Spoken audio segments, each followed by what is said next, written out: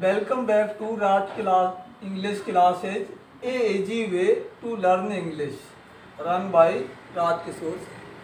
अब आप इस कॉन्सेप्ट में प्रपोजिशन के बारे में आप पढ़ेंगे। पहले पार्ट में आपको कुछ प्रपोजिशन बताए जा चुके हैं। अब दूसरे पार्ट में आप आगे के प्रपोजिशंस के बारे में अध्ययन करेंगे। तो पहला दिया हुआ है इन। हिंदी में इसको में, अंदर के रूप में यूज किया जाता है।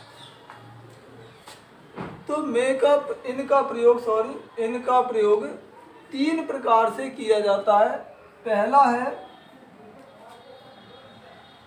बड़े शहरों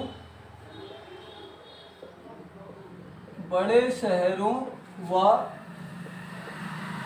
देशों के नाम के पहले।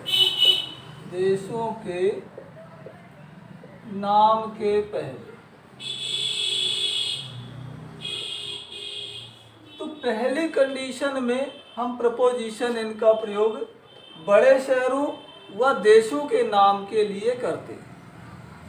जैसे मेरा मित्र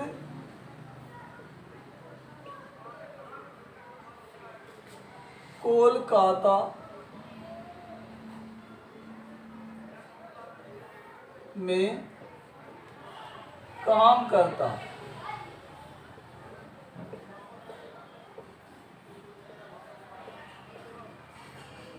मेरा मित्र कोलकाता में काम करता है। तो यहाँ पे देखिए कोलकाता जो आपका दिया हुआ है ये एक बिग सिटी है, बड़ा शहर है, इसलिए इसके नाम के पहले हमें इनका यूज करना पड़ेगा।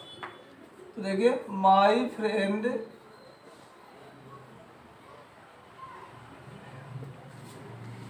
Works in Kolkata.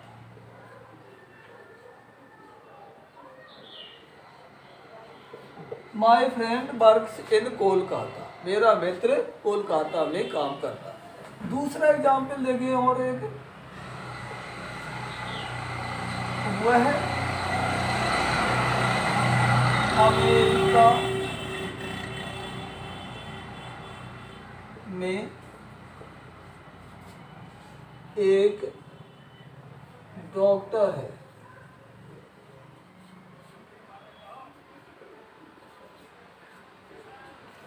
वह अमेरिका में एक डॉक्टर है। तो यहाँ पे देखिए अमेरिका कंट्री का नेम दिया हुआ है, देश का नाम दिया हुआ है, तो इसके पहले हमें इनका प्रयोग करना पड़ेगा। तो he is a doctor in America. तो किसी बड़े शहर का नाम दिया हो या किसी कंट्री का नाम दिया हो तो उसके पहले हमें प्रपोजिशन इनका प्रयोग करना। अब दूसरी कंडीशन देखें, दूसरी किस कंडीशन में हम इनका यूज करते हैं, थोड़ा मिटाने में टाइम लगेगा।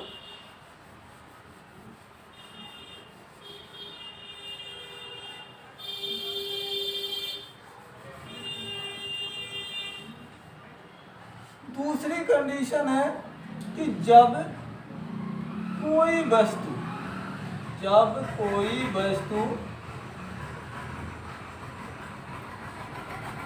किसी अन्य वस्तु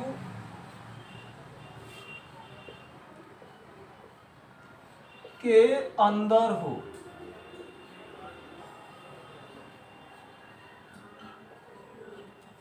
तो जब कोई वस्तु किसी अन्य वस्तु के अंदर हो उस कंडीशन में भी हमें इनका प्रयोग करना। जैसे एग्जाम्पल देखें, कलम जेब के अंदर है।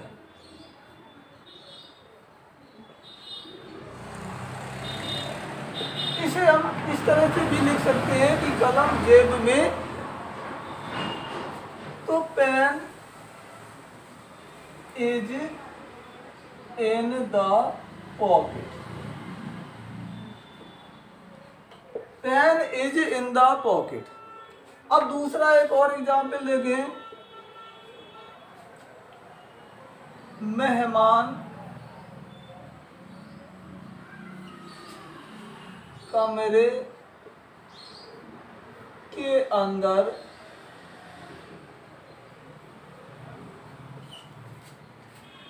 नहीं है।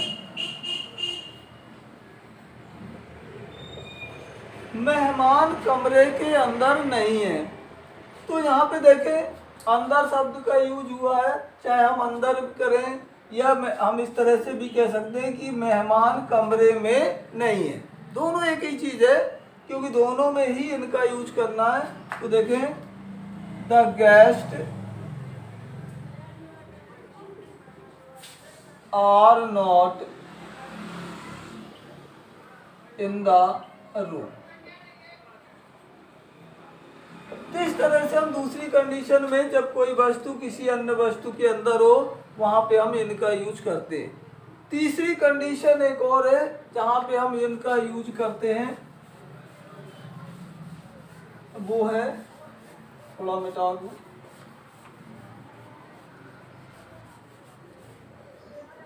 तीसरी कंडीशन जो हम इनकी है कि अगर डेट आती है, डेट सन वगैरह हम जब लिखते हैं तो अगर तारीख को, डेट को पहले लिखा जाता है तो वहाँ पे हम इनका यूज करते हैं। जैसे एग्जाम्पल देखें,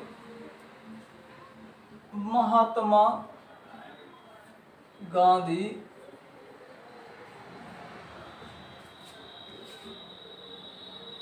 (1969) को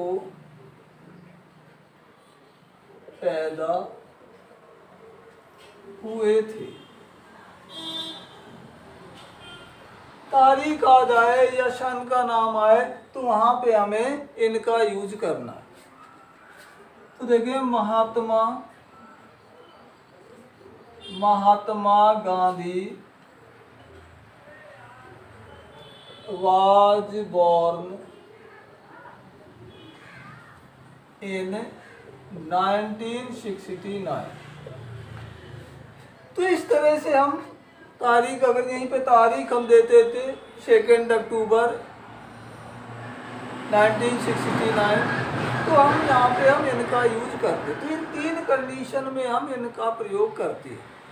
इसके बाद नेक्स्ट प्रपोजिशन देखें,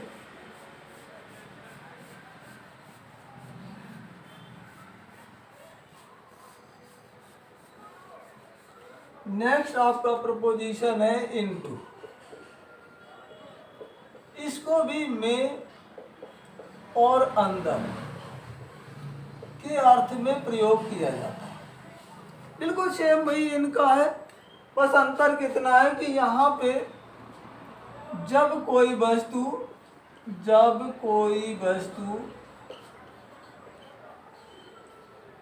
गतिशील अवस्था में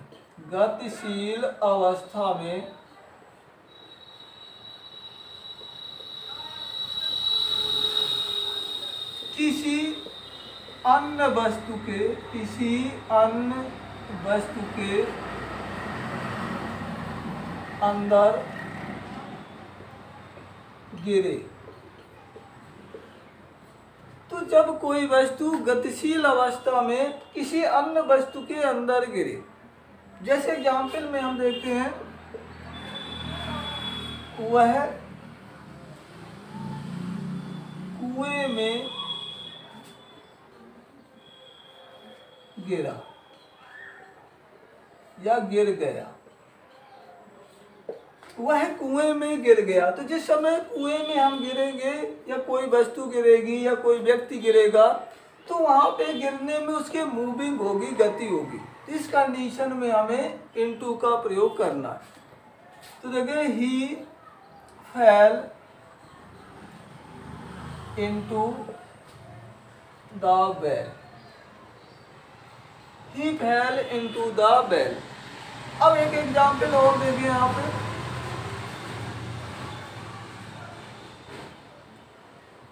कुछ लोग तालाब में कूदे। कुछ लोग तालाब में कूदे, तो जब कूदने का कार्य होगा तो मूविंग होगी। ऐसी कंडीशन में हमें इनटू का यूज करना है। तो सम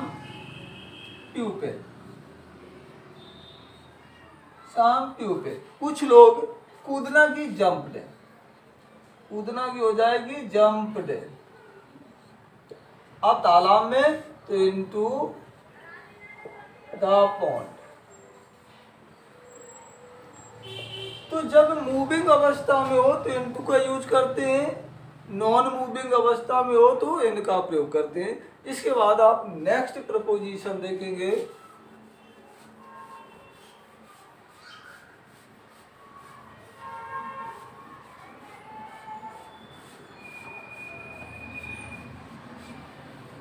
नेक्स्ट प्रपोजिशन है आपका विथ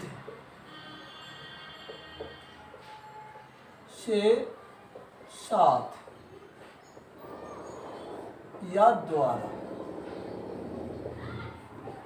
तीन अर्थों में हम विथ का यूज करते हैं, या तो से के अर्थ में, या साथ के अर्थ में, या द्वारा के अर्थ में। तो देखें कहाँ कहाँ पे हम विथ का प्रयोग कर सकते हैं। तो पहली कंडीशन देखें, जब कोई कार्य किसी यंत्र के द्वारा किया जाए,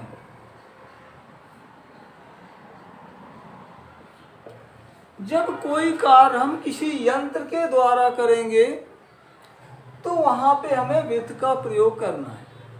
अब आप एग्जाम्पल से समझें तो आपको क्लियर हो जाएगा कि कैसे हम यंत्र के द्वारा कार्य करते हैं। या हम इस तरह से समझ सकते हैं कि जहां पे 50-50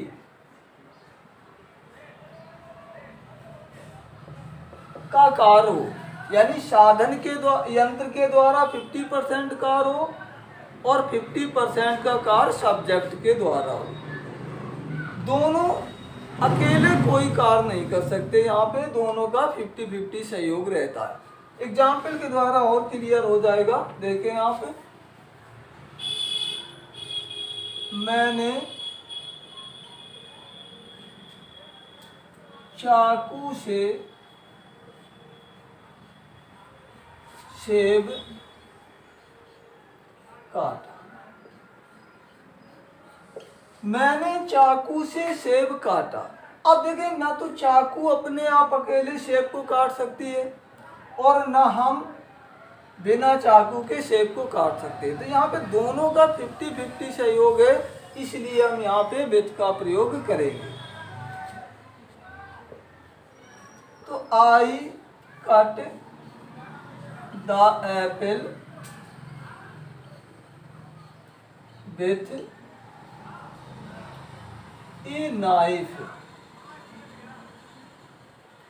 I cut the Apple with a knife. दूसरा एक एग्जाम्पल और देखें, उसने कलम से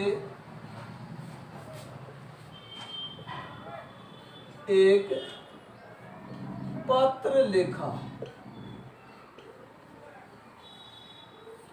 उसने कलम से एक पत्र लिखा, तो दोनों भी, ना कलम लिख सकती है अकेले, ना वह अकेले लिख सकता है। तो 50-50 का दोनों का सहयोग है। तो ऐसी कंडीशन में हम विथ का यूज करेंगे। तो he wrote a letter with a pen. इस कंडीशन में हम विथ का प्रयोग करते हैं। पहली कंडीशन है हमारी कि विथ का प्रयोग हम जब किसी यंत्र के द्वारा कार्य करते हैं तो वहां पे प्रयोग करते हैं। अब देखिए दूसरी कंडीशन में हम कैसे विथ का यूज करें।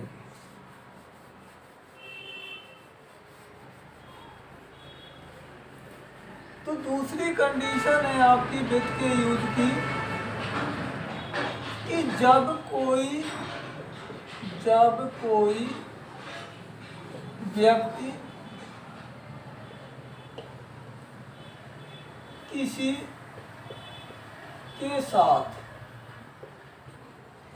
के साथ कहीं आता या जाता है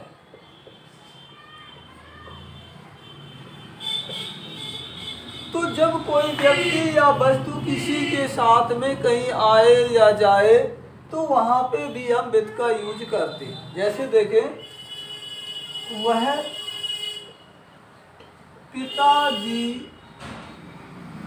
के साथ मेला गया।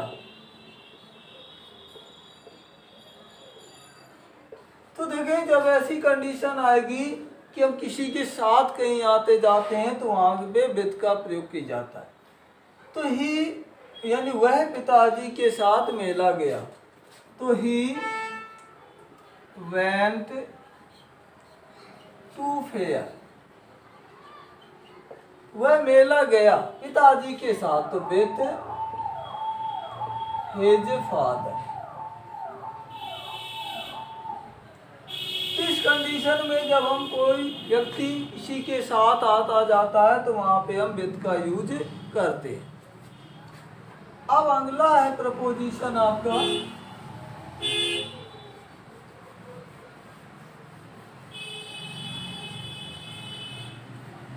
अगला जो प्रपोजिशन है वो है आपका बाई। बाई का भी यही अर्थ होता है से, साथ, द्वारा। इसको भी हम अलग अलग ढंग से प्रयोग करते हैं। पहली कंडीशन आप देखें जहां पे हम बाई का प्रयोग करते हैं वो है घड़ी द्वारा समय पूछने अथवा बतलाने में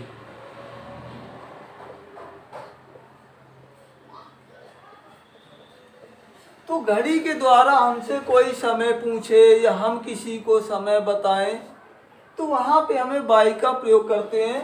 तो जो में शब्द आता है यहाँ पे उसकी अंग्रेजी बाई लिखते हैं, जबकि में की अंग्रेजी ज़्यादातर इन लिखा जाता है। लेकिन जब घड़ी के द्वारा समय पूछा या बतलाया जाता है तो वहाँ पे में की अंग्रेजी हम बाई लिखते हैं। एग्जाम्पल से आपको क्लियर हो जाएगा। जैसे उसकी घड़ी में 5 बजे हैं। उसकी घड़ी में 5 बजे हैं। तो ये जो आपका में शब्द आया घड़ी में, तो वहां पे हम इसकी अंग्रेजी बाई लिखते हैं, जबकि इसकी अंग्रेजी इन लिखना चाहिए, लेकिन नहीं। यहाँ पे घड़ी से जब समय पूछा या बतलाया जाता है तो में की अंग्रेजी बाई लिखा जाता है। देखिए, it is 5 o'clock by his watch। तो इस कंडीशन में हम चाहे समय बतलाएं या पूछें तो वहां पे हम बाई का यूज करते हैं। एक एग्जाम्पल और आप देखें,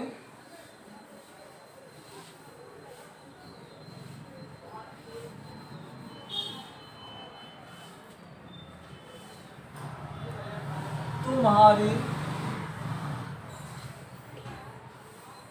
घड़ी में क्या समय है?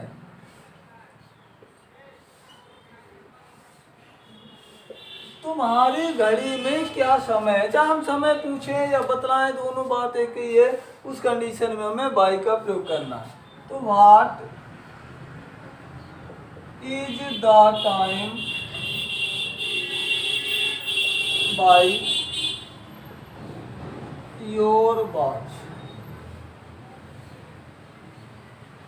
तो घड़ी के द्वारा समय पूछने बतलाने हम बाई का प्रयोग करते हैं। अब दूसरी कंडीशन है जहां पे हम बाई का यूज करते हैं, वो इस प्रकार है।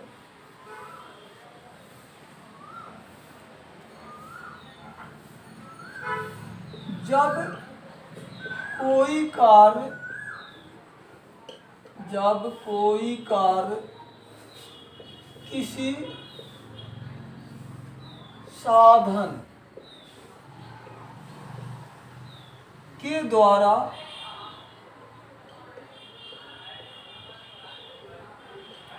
किया जाए,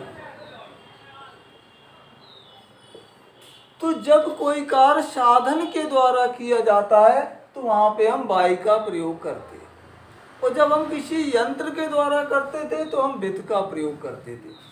तो एग्जाम्पल देखें, वह बस द्वारा कानपुर गया। वह बस द्वारा कानपुर गया, तो देखिए बस के द्वारा गया यानी हमने साधन का प्रयोग किया कि हम बस के द्वारा कानपुर जा रहे हैं। ऐसी कंडीशन में हम विद का बाई का प्रयोग करते हैं। तो he went to Kanpur, he went to Kanpur by bus. तो जब साधन का प्रयोग किया जाता है तो वहां पे हम बाई का प्रयोग करते हैं। तीसरी एक कंडीशन और है जहां पे हम बाई का प्रयोग करते हैं, पैसिव वॉइस में। पैसिव वॉइस में ऑब्जेक्ट के पूर्व, पैसिव वॉइस में ऑब्जेक्ट के पूर्व। तो जब हम एक्टिव से पैसिव बनाते हैं, जब एक्टिव से पैसिव बनाया जाता है तो उस समय हम एक्टिव वॉइस के सब्जेक्ट को पैसिव वॉइस में जब ऑब्जेक्ट के स्थान पे रखते हैं तो वहां पे बाई का प्रयोग किया जाता है। एग्जाम्पल देखें तो और आपको क्लियर हो जाएगा। देखें,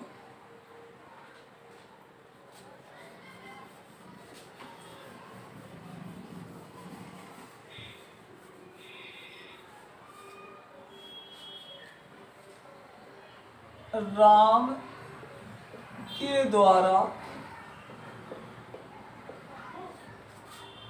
एक पत्र लिखा गया। राम के द्वारा एक पत्र लिखा गया, तो पत्र लिखा गया लेकिन किसके द्वारा? राम की। तो a letter was written by Ram. तो जबकि क्या होता है कि कार्य तो राम के द्वारा किया जा रहा है, पत्र लिखने का जो कार्य हो रहा है वो राम के द्वारा हो रहा है, लेकिन ये पैसिव वॉइस में हम बना रहे हैं, इसलिए सब्जेक्ट के पहले जो आपका ऑब्जेक्ट बन जाता है इसके पहले हम बाई का यूज करते हैं। तो इस प्रकार से हम बाई का प्रयोग करते हैं। इसके बाद एक कंडीशन और है जहां पे हम बाई का यूज करते हैं, फ्यूचर परफेक्ट टेंस।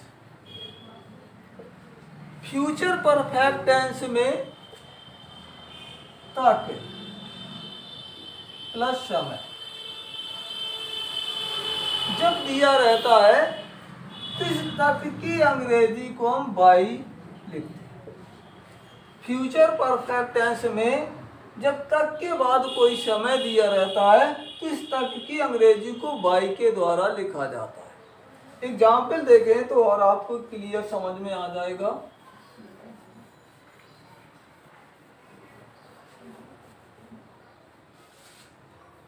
मीरा शाम तक गांव पहुंच चुकी होगी।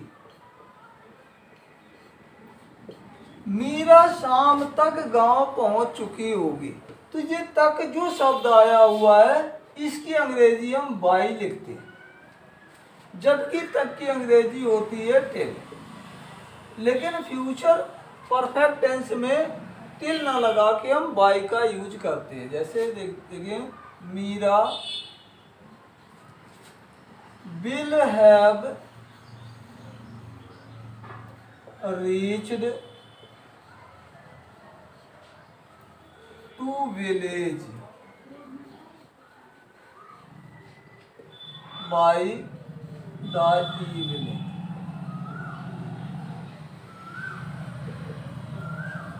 तो ये बाई का हम तक के लिए प्रयोग करते हैं। तो जब हम फ्यूचर परफेक्ट टेंस में तक के बाद पहले समय का यूज किया जाता है। एक एग्जाम्पल और देखें, वे 2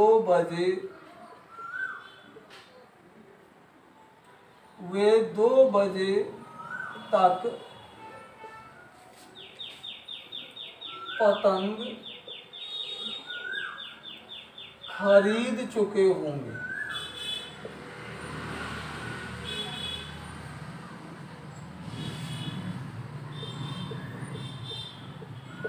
तो देखिए यहाँ पे दिया हुआ 2 बजे तक, फ्यूचर परफेक्ट टेंस है, चुका होगा चुकी होगी है, तो यहाँ पे हम तक की अंग्रेजी बाई का यूज करेंगे। तो they will have bought a kite by 2 o'clock।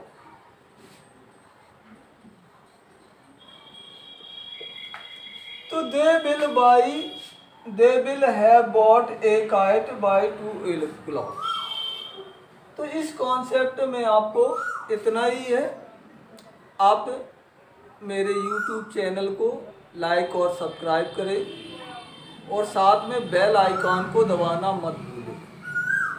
इससे क्या होता है कि आपको नए नए वीडियो बनाने में थोड़ा मनोबल बढ़ता है। धन्यवाद। नेक्स्ट कॉन्सेप्ट में इसके आगे के आपको प्रपोजिशन बताए जाएंगे।